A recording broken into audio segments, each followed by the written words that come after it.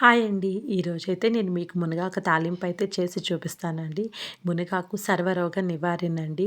ఎన్నో ఆరోగ్య ప్రయోజనాలు ఉన్నాయండి ఈ మునగాకు తినడం వల్ల. ఈ మునగాకు తాలింపు కూడా చాలా ఈజీగా చేసేసుకోవచ్చండి.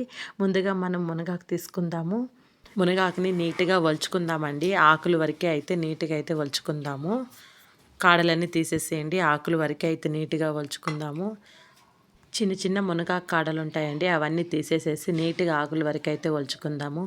ఆకునంతా తీసుకొని 2, 3 సార్లు నీట్‌గా అయితే కడుక్కుందాము.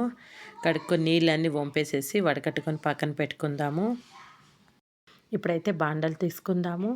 ఈ బాండల్లోకి ఒక 3 టీ స్పూన్లు వచ్చి వేరుశెనగపప్పు అయితే తీసుకుంటున్నాను. ఒక 5, 6 అయితే ఎండుమిర్చి అయితే తీసుకుంటున్నాను. కొన్ని వెల్లుల్లి రెబ్బలు అయితే తీసుకుంటున్నాను. వీటిని దోరగా అయితే ఫ్రై చేసుకుందాము. ఈ పొడి వేసి మునగాకు తాలింపు అయితే చేసుకోండి, చాలా టేస్టీగా అయితే ఉంటుంది. ఇప్పుడు ఆల్మోస్ట్ ఆల్ ఫ్రై అయిపోయాయండి. తీసి మిక్సీ వేసుకొని పొడి చేసుకొని ఒక బౌల్లో తీసుకొని పక్కన పెట్టుకుందాము.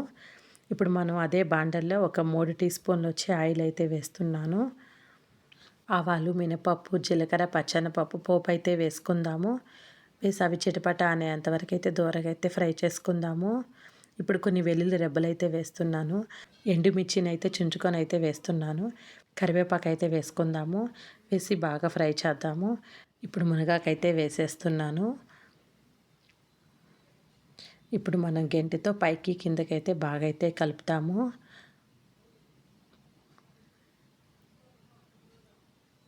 ఇప్పుడైతే నీళ్ళైతే పోస్తున్నానండి. నేను చిన్న గ్లాసు నిండా అయితే పర్ఫెక్ట్‌గా అయితే నీళ్ళైతే సరిపోతుంది. ఆ చిన్న గ్లాసు నిండా నీళ్ళకైతే బాగా అయితే ఉడికిపోతుంది మునగాకు. మూత పెట్టేసేసి మునగాకునైతే మనం బాగా మెత్తగా అయితే ఉడకబెట్టేద్దాము. ఇప్పుడు సరిపడా సాల్ట్ అయితే వేస్తున్నాను. మునగాకు ముక్కలు బాగా ఉడికిపోయిన తర్వాత లాస్ట్‌లో అయితే మనం సాల్ట్ అయితే వేయాలండి. ఇప్పుడైతే బాగా కలుపుతాము.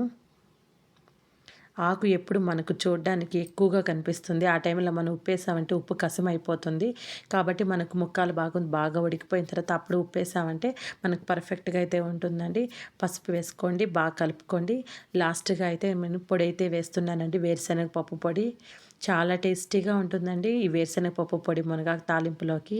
ఎంతో ఆరోగ్యాన్ని ఇచ్చే మునగాకు తాలింపు మీరు కూడా తప్పకుండా అయితే ట్రై చేయండి ఈ రెసిపీని. ఈ వీడియో మీకు నచ్చిందంటే లైక్ చేయండి, షేర్ చేయండి, సబ్స్క్రైబ్ చేసుకోండి. Thanks for watching.